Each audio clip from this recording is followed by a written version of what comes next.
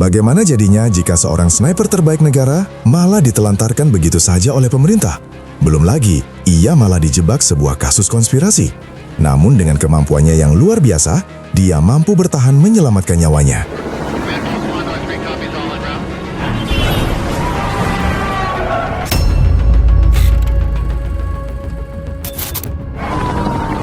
Halo guys, selamat datang kembali di Hits Movie.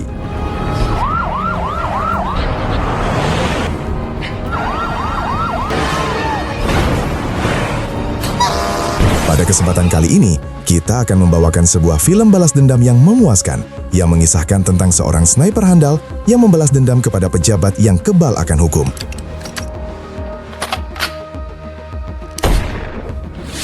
Namun bagaimana kisahnya? Tanpa basa-basi lagi, siapkan kopi kalian, langsung saja kita simak alur ceritanya.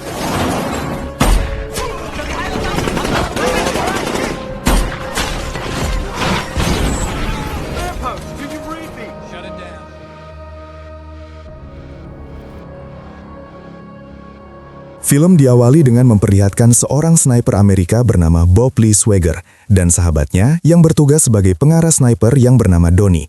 Mereka berdua sedang standby di atas sebuah bukit. Tak lama kemudian, terpantau dari jauh rangkaian pasukan Amerika pulang dari wilayah konflik. Di saat yang bersamaan, mereka ternyata sedang dikejar oleh beberapa pasukan musuh. Bob dari jarak jauh berhasil menumbangkan 2 orang penjahat yang mencoba menghadang rangkaian.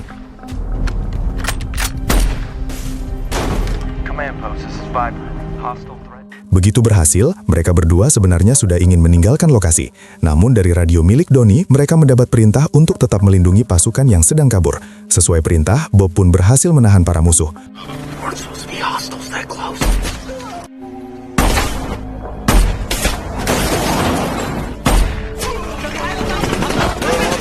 Sayangnya, setelah beberapa kali tembakan, akhirnya posisi mereka mulai terdeteksi, hingga mereka pun mulai dihujani peluru musuh. Lalu Donnie berusaha meminta bantuan lewat radio, namun permintaan mereka berdua malah tidak direspon. Tidak lama kemudian, keadaan semakin memburuk dengan kedatangan helikopter musuh. Posisi mereka terbongkar dan alhasil Donnie terkena tembakan.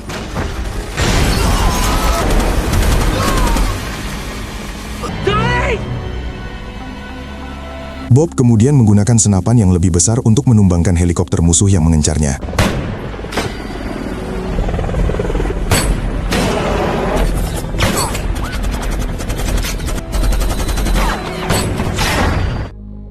Lalu 3 tahun setelah kejadian itu, Bob ternyata berhasil meloloskan diri dari gempuran pasukan musuh di hari itu. Namun nyawa sahabatnya tak tertolong. Merasa dikhianati, Bob memutuskan untuk pensiun dari militer dan menghabiskan waktu bersama anjingnya dengan tinggal di pegunungan. Di lain sisi, di kota Virginia, beberapa petinggi negara yang dipimpin oleh Kolonel Isaac sedang meneliti file terkait sepak terjang dari Bob selama di militer. Berdasarkan sejarah, Bob adalah mantan sniper terbaik di Amerika. Bahkan sebelum ia kabur dari wilayah musuh 3 tahun lalu, ia sempat melukai 70% dari pasukan musuh. Mereka pun memutuskan untuk mendatanginya secara langsung.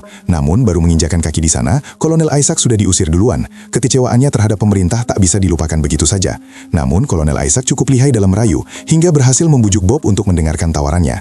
Di mana, berdasarkan hasil penyadapan, mereka mendapatkan info bahwa Presiden 2 minggu lagi akan dibunuh, dan kemungkinan besar akan dibunuh dengan cara disniper dari jarak lebih dari 2 km. Untuk itu, Bob diminta merencanakan pembunuhan Presiden Amerika di 3 kota yang akan dikunjungi selama 2 pekan ke depan. Dengan begitu, para agen bisa mengantisipasi dari mana serangan musuh yang akan datang. Tapi sekali lagi, Bob menjelaskan kalau hubungannya dengan masa lalunya telah selesai. Ketika Kolonel Isaac akan pulang, tiba-tiba Bob terlihat tertarik dengan mobil yang ia pakai dan bilang ingin memfoto mesinnya. Padahal sebenarnya ia sengaja buat foto plat mobil si kolonel. He didn't need a photo of the engine. No, he doesn't give a rat's ass. This is our guy. I thought he turned you down. Bob sendiri sebenarnya masih sangat cinta akan negaranya dan takut jika negara jadi kacau kalau pembunuhan itu benar terjadi.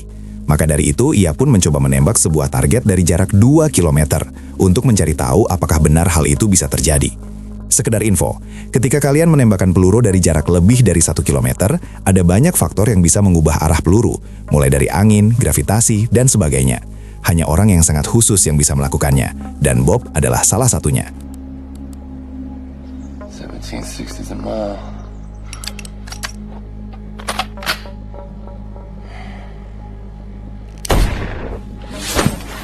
Pada akhirnya, Bob menarik ucapannya. Ia bersedia membantu Kolonel Isaac untuk mencari cala pelaku dalam mengeksekusi presiden 2 minggu ke depan.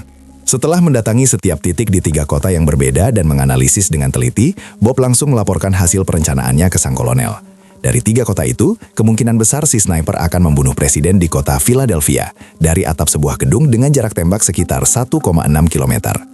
Laporan Bob sangat detail hingga membuat Kolonel Isaac dan bawahannya terkagum-kagum. By the way, Kolonel Isaac bilang kalau rencana ini harus matang karena mereka berencana menangkap pelaku hidup-hidup untuk mencari tahu siapa dalang dari rencana ini. Di akhir pertemuan, ia meminta bantuan, di mana pas hari H, mungkin Bob bisa menemaninya untuk menangkap sang pelaku. Akhirnya, hari yang ditunggu-tunggu pun tiba, yang mana para FBI mulai berjaga di sekitar lokasi dan beberapa sniper penjaga sudah berjaga di atap-atap gedung, sementara Bob dan Kolonel memantau dari jauh di sebuah gedung tua. Tak lama kemudian, sang polisi lokal ikut masuk ke ruangan dan Kolonel memperkenalkannya kepada Bob. Bob Lee Swagger. You weren't snapped, officer. Again. It's an honor. Singkat cerita, tibalah pas acara pidato presiden. Setelah menghitung arah angin dan sebagainya, Bob memperingatkan kolonel untuk mengarahkan anggotanya segera menangkap pelaku. Tapi yang terjadi malah... He's loaded. Win matches is set up. Take him now. Take out the steam.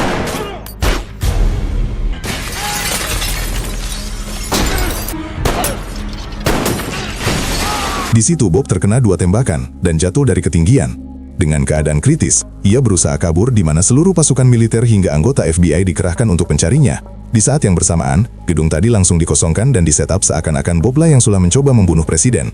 Bahkan, senjatanya yang ia simpan di rumah berhasil mereka bawa untuk dijadikan barang bukti di sana.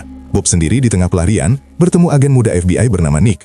Karena terpaksa, ia pun membanting Nick dan mengambil kendaraannya yang ia parkir di pinggir jalan. I didn't shoot the president. Simmons was a setup. Dalam pelarian dengan luka yang lumayan parah, ia pun memutuskan untuk masuk ke tempat cuci mobil otomatis. Pas di sana, ia membuka jok belakang untuk mengambil kotak P3K yang seingatnya sudah menjadi kewajiban bagi semua mobil anggota FBI.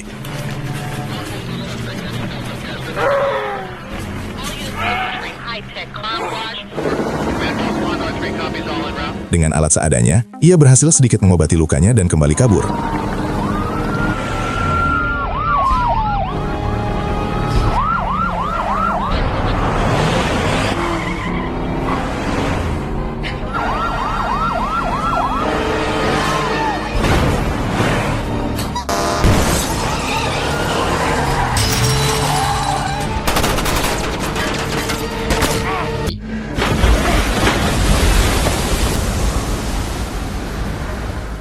River line for 30 miles 5 minutes ago.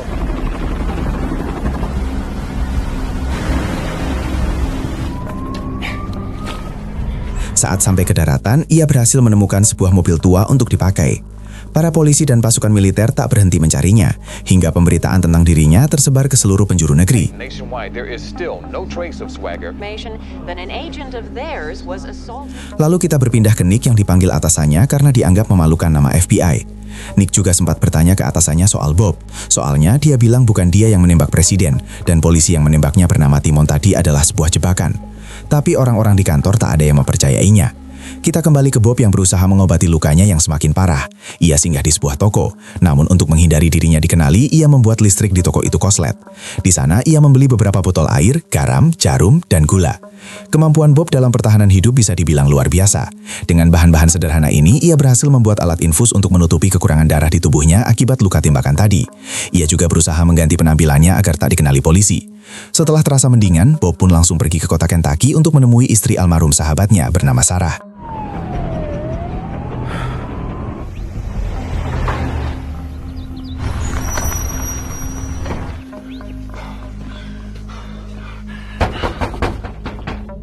Tujuan Bob mendatangi Sarah karena dulu Donnie bilang kalau istrinya mau masuk sekolah perawat dan dia pikir bakal bisa mengobati lukanya.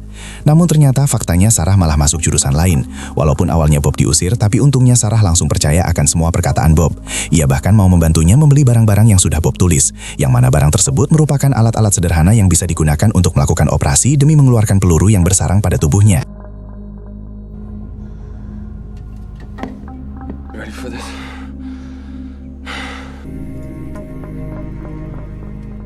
Di saat yang bersamaan, Nick semalaman stay di kantor karena penasaran akan perkataan Bob. Ia meneliti segala barang bukti yang ada, mulai dari peluru yang digunakan pelaku, rekaman video, bahkan latar belakang dari Bob. Ia tidak bisa tidur sampai pagi, dan ketika teman kantornya datang yang merupakan sekretaris para petinggi di sana, Nick menyampaikan hasil investigasinya. Ini salah satu yang paling aneh menurutnya, bagaimana seorang Bob bisa meleset. Ternyata diketahui, tembakan kemarin tak mengenai Presiden Amerika, melainkan seorang pemuka agama dari Afrika yang berdiri tepat di samping Presiden. Nick menunjukkan hasil tembakan Bob di masa lalu dari jarak 1 km lebih, di mana ada 5 tembakan dengan arah angin yang berubah-ubah pun, titik sasaran Bob hampir tak bergeser. Sedangkan kemarin dengan angin yang tenang, tiba-tiba Bob menembak seseorang yang jauh di sebelah Presiden. Anehnya lagi, ternyata polisi yang menembak Bob bernama Timon semalam ditemukan tewas di sebuah gang akibat perampokan. Hal ini membuatnya semakin yakin kalau semua ini adalah sebuah konspirasi. Ia pun melanjutkan penyelidikannya dengan mendatangi tempat yang ia duga sebagai lokasi asli dari sang sniper. Di sana ia menemukan 3 titik lubang seperti bekas sebuah tripod yang ketika ia konsultasi dengan teman yang ahli senjata, ia menemukan sebuah kecocokan dengan senjata yang dimaksud. Tapi tentu saja, pergerakan Nick ini mulai terendus oleh agen ataupun orang-orang yang tak dikenal karena ia sudah melangkah terlalu jauh.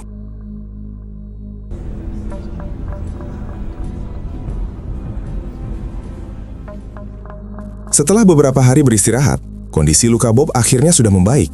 Namun ada hal lain yang membuatnya semakin sakit hati. Karena ternyata saat polisi menggeledah rumahnya, mereka menembak mati anjing kesayangannya. Bob pun berjanji akan membantai habis Kolonel Isaac bersama bawahannya. Malamnya, Bob kembali meminta bantuan ke Sarah. Tapi ia sempat tak enak hati karena melibatkan istri sahabatnya terlalu jauh dalam hal ini. Namun, Sarah sendiri meyakinkannya bahwa ia bersedia membantu karena dahulu Bob adalah satu-satunya sahabat dari almarhum suaminya. Keesokan harinya, Bob berhasil memanfaatkan rasa ingin tahu dari Nick. Di saat Nick lagi santai di sebuah ruang makan, Sarah menyamar mengatakan bahwa ia sempat bertemu Bob dan menceritakan asli dari soal kejadian penembakan kemarin. Sarah kemudian mengerahkan foto nomor rangka kendaraan milik Kolonel Isaac yang Bob sempat foto jauh hari sebelumnya. Pertemuan singkat itu berhasil membuat Nick semakin penasaran dan membuatnya menggunakan fasilitas kantor untuk melacak nomor kendaraan tersebut. Tentu saja, tindakan itu membuat Kolonel Isaac dan bawahannya langsung mencurigai Nick. Ia mengira kalau Nick bekerja sama dengan Bob. Dan alhasil, di suatu siang, tiba-tiba ia diculik oleh beberapa orang agen. Nick disiksa habis-habisan dan mempersiapkan alat agar Nick dikira mati akibat bunuh diri. Namun tiba-tiba,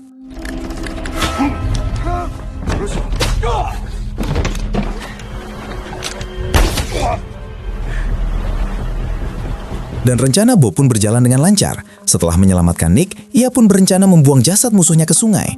Namun Nick terlihat masih tak berani untuk membantu Bob dalam mengungkap kebenaran. Ia menyarankan Bob untuk menyewa pengacara dan dirinya nanti bakal bantu dengan ngomong ke atasannya soal kejadian sebenarnya. Namun Bob langsung memberitahunya bahwa orang-orang ini bukan sembarangan, mereka kebal hukum. Sekalipun dihukum, mereka tak akan lama muncul kembali dengan identitas baru. Dari sana, akhirnya Nick pun tersadar dan setuju untuk bekerja sama dengan Bob.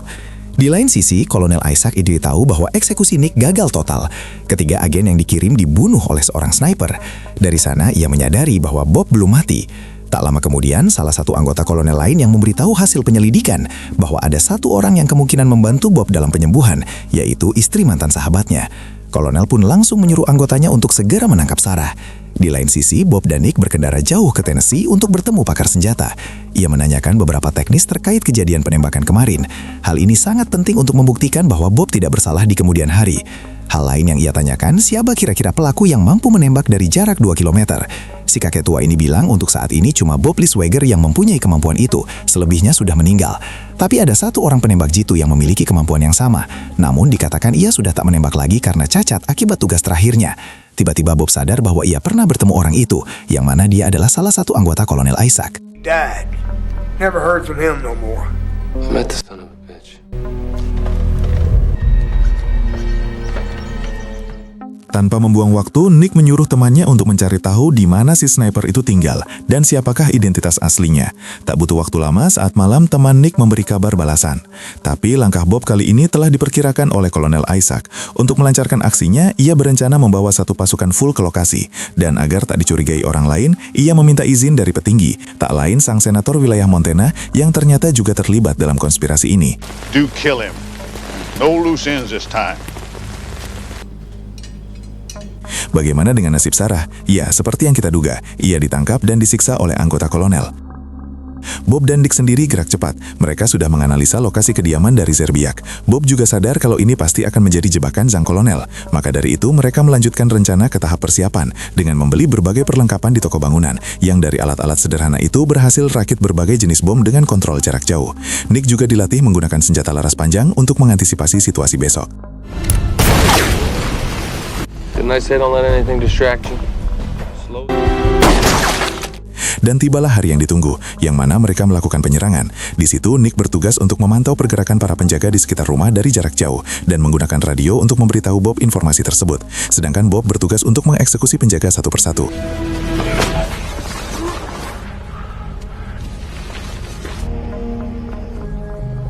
Got one right on you. Sembari itu, sepanjang jalur yang ia lewati, tak lupa ia menaruh berbagai bom rakitan yang sudah dibuatnya.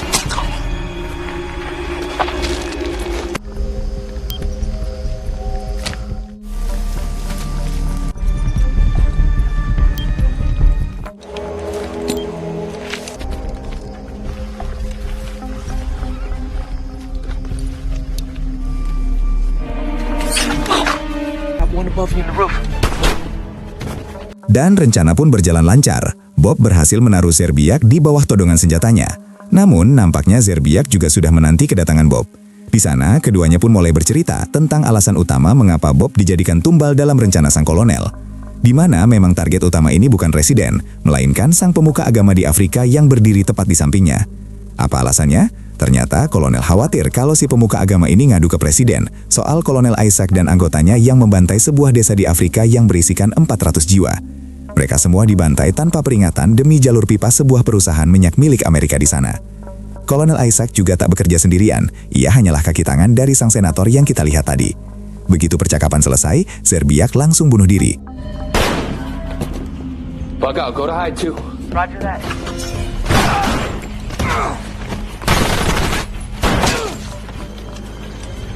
Pipe bombs outside of my call, okay?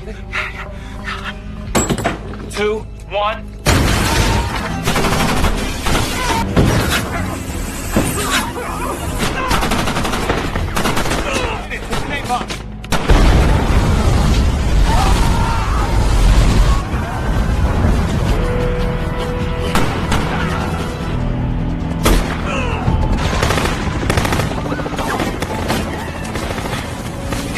Bug out on my go behind that barn.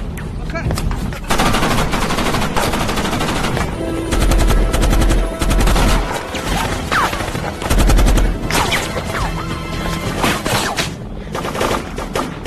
Got 5 shots left. Gotta draw that bird out. Okay. All right, go!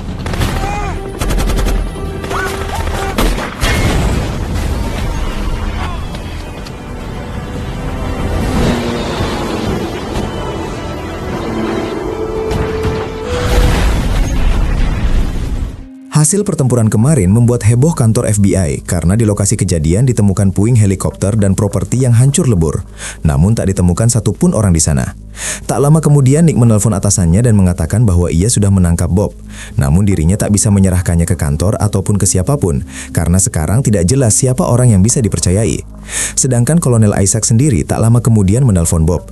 Ia sadar bahwa pasukannya telah dikalahkan dengan begitu mudahnya, membuatnya mengancam Bob menggunakan Sarah.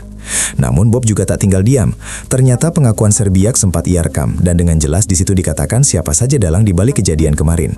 Bahkan Bob sudah tahu titik lokasi di mana 400 jasad para korban perusahaan minyak itu dikubur. Alhasil mereka pun sepakat untuk saling bertemu dengan syarat Bob harus muncul secara terang-terangan dari kejauhan.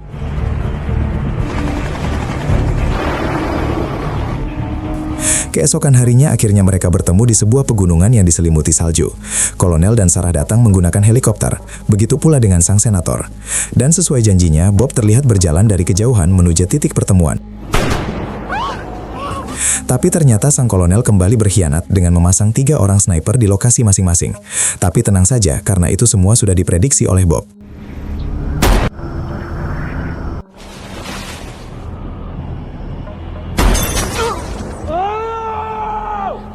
Swagger! Hear that, Swagger!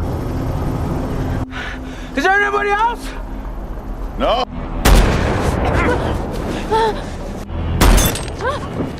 Di tengah kepanikan, kolonel mengancam Bob dengan menembaki Sarah jika Bob tidak memperlihatkan dirinya. Namun dengan santai, Bob langsung menembak lengan salah satu bawahan sang kolonel.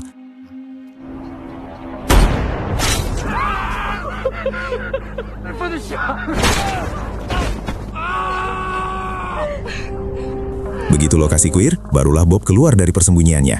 Nick sendiri ternyata tadi menjadi umpan, untung saja tak terluka parah karena menggunakan rompi anti peluru. Sarah sendiri terlihat sangat tertekan akibat disiksa dan dilecehkan oleh bawahan kolonel selama ditahan. Maka dari itu, ia mengambil pistol yang ada dan membunuhnya dengan tangannya sendiri. It's okay. Give me the gun. Sang senator yang melihat kemampuan Bob merasa kagum dan malah menawarkan Bob pekerjaan untuknya. Namun, ia mengatakan, orang macam apa yang mau bekerja untuk pembunuh sepertinya? Akhirnya langsung to the point, yang mana rekaman pengakuan kemarin diminta oleh sang senator.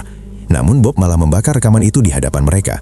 Menurutnya, barang bukti ini tidak akan bisa digunakan oleh siapapun, karena begitu itu diserahkan ke aparat hukum, yang ada malah disabotase, sebagaimana si polisi yang kita lihat di awal film tadi.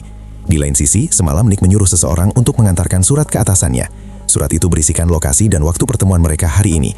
Makanya, tak lama kemudian FBI tiba di lokasi. Sang senator beserta kolonel hanya tersenyum, karena pada akhirnya Bob ditahan tanpa bisa membuktikan dirinya tak bersalah. I won.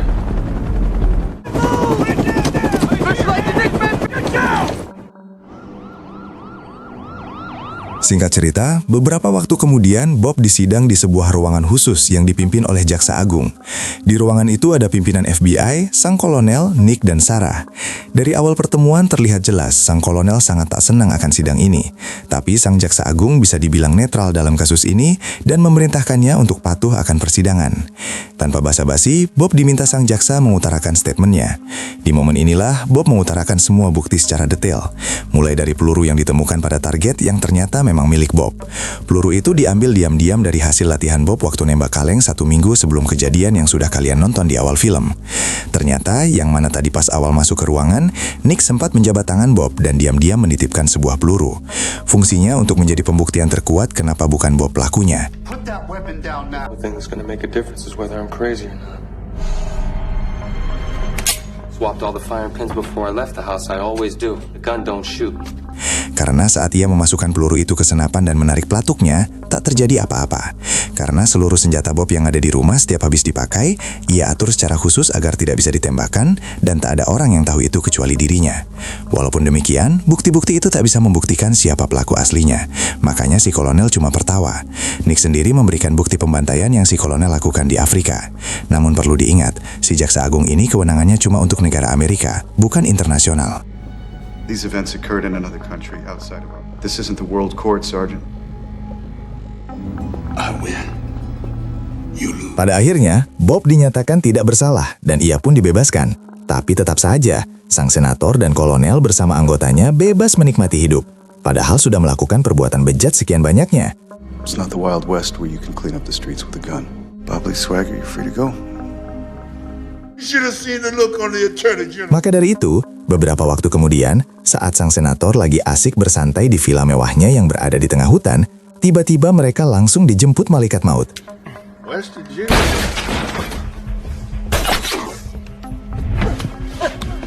Get my car.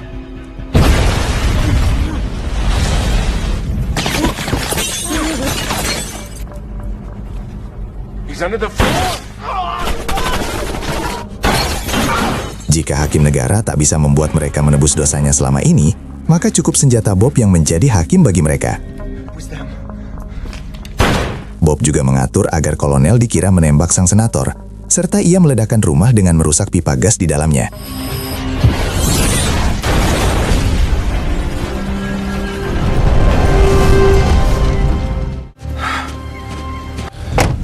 Dan film pun tamat. Sungguh ending yang memuaskan. Dari film ini kita belajar bahwa sebuah kepercayaan merupakan suatu hal yang sangat berharga dan kebaikan bisa saja dimanfaatkan.